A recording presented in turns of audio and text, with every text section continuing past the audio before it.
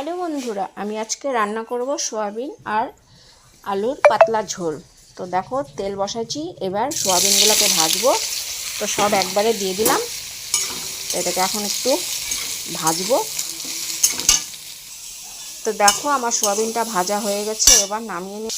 তো ওই কড়াইতেই আমি জিরা, তেজপাতা আর পেঁয়াজগুলো দিয়ে ভালো করে ভাজে নিব, লাল লাল করে।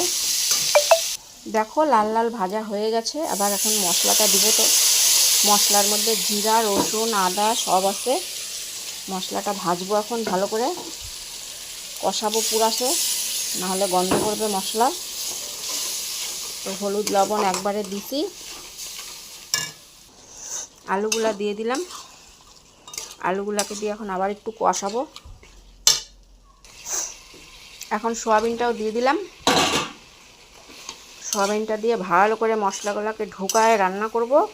এটা হচ্ছে হাড্ডি ছাড়া মাংস। তো কষানো আমার হয়ে গেছে, এবার আমি জল দিয়ে দিব, গরম জল দিয়ে দিলাম।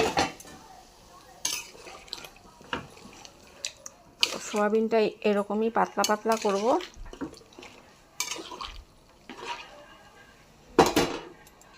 তো এখন ঢাইকে দিলাম, একটু হোক।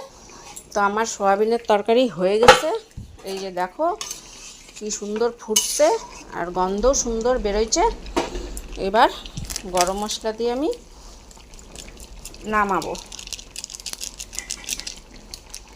সোয়াবিনের তরকারি, হাড্ডি ছাড়া মাংস। কে কে খাইতে ভালোবাসো আমাকে কমেন্ট করবা, আর আমার বাড়ি আসবা, আমি সবাইকে খাওয়াবো। আমি এরকমই নামাবো। এই যে নামাই নিলাম। সবার নিমন্ত্রণ রইল আমার হাড্ডি ছাড়া মাংস খাওয়ার জন্য। টাটা, সবাই ভালো থাকবা।